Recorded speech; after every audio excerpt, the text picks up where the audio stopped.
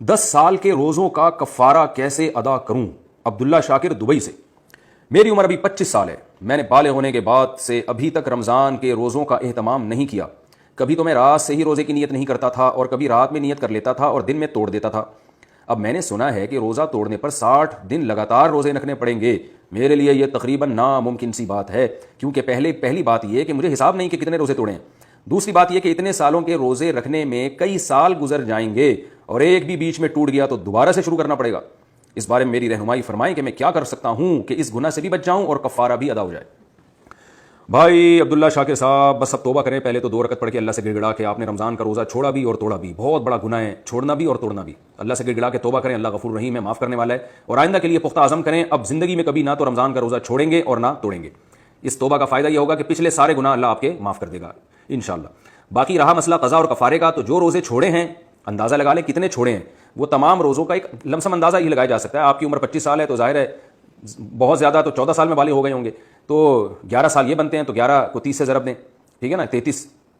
11 کو جب آپ نے 30 سے ضرب دیا تو 330 ہو گئے، تو 330 روزے سارے رمضان کے، تو اس میں کچھ رکھے بھی ہوں گے، تو ایک لمسم اندازہ لگا کے کہ کتنے روزے آپ نے چھوڑے ہیں، تو جو چھوڑے ہیں ان کی قضا کر لیں۔ تو ایک دم سے قضا کرنا ضروری نہیں ہے، تھوڑے تھوڑے کر کے رکھ لیں، سردیوں میں رکھ لیا کریں تاکہ جلدی سے یہ قضا ختم ہو۔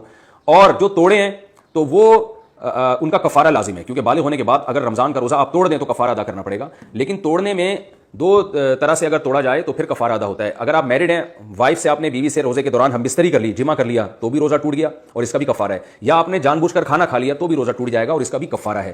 اس کے علاوہ کسی اور طریقے سے اگر روزہ توڑا ہے، مسئلہ تھوڑا حیا کے خلاف ہے، بعض دفعہ وہ لوگ اپنی ہاتھ سے اپنی خواہش پوری کرتے ہیں نوجوان، تو اس سے روزے کے دوران اگر کسی نے یہ عمل کیا ہے تو روزہ ٹوٹ تو جاتا ہے مگر اس سے کفارہ لازم نہیں ہوتا۔ گناہ ہے، بہت بڑا جرم ہے، لیکن کفارہ لازم نہیں ہوتا۔ کفارہ صرف 2 صورتوں میں لازم ہوتا ہے کہ آپ کھانے سے روزہ توڑ دیں یا جمع سے روزہ توڑ دیں، تو ان دونوں صورتوں میں کفارہ بھی لازم ہے، قضا بھی لازم ہے۔ اب اگر جمع سے روزہ توڑا ہے، یعنی بیوی سے ہم بستری کر کے اگر روزہ توڑا ہے، تو ایک رمضان میں جتنے روزے توڑے ہیں تو ان تمام کی طرف سے ایک ہی کفارہ ادا کرنا پڑے گا۔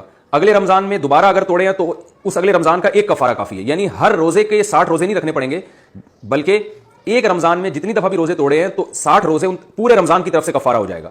اور اگلے رمضان میں اگر روزہ توڑا ہے تو بھی 60 روزے اگلے رمضان کی طرف سے۔ تو جتنے رمضانوں میں روزے توڑے ہیں اتنے کفارے آپ پر لازم ہوں گے، بشرطے کہ بیوی سے جمع کر کے روزہ توڑا ہو۔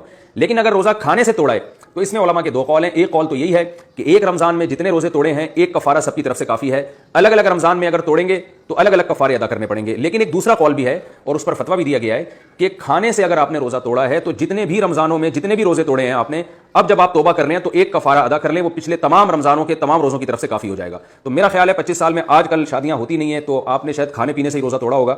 تو اب خلاصہ یہ نکلا کہ ایک تو توبہ کرے کہ اللہ جو میں نے روزے توڑے اور چھوڑے میں توبہ کرتا ہوں، آئندہ نہ توڑوں گا نہ چھوڑوں گا۔ اور پھر آپ نے کیا کرنا ہے کہ 60 روزے رکھ لیں۔ یہ 60 روزے پچھلے تمام جتنے بھی آپ نے روزے توڑے ہیں کھا پی کر، وہ تمام روزوں کی طرف سے یہ 60 روزے آپ کے کفارے کے ہو جائیں گے، مزید کفارہ ادا نہیں کرنا پڑے گا۔ تو 60 روزے آپ رکھ لیں، اللہ آپ کی مدد فرمائے اور آپ کو توبہ پر قائم رہنے کی توفیق عطا فرمائے، اور جو ہے آئندہ رمضان کی اہمیت اور رمضان کی جو ہے نا روزے کی اہمیت کو سمجھنے کی توفیق عطا فرمائے۔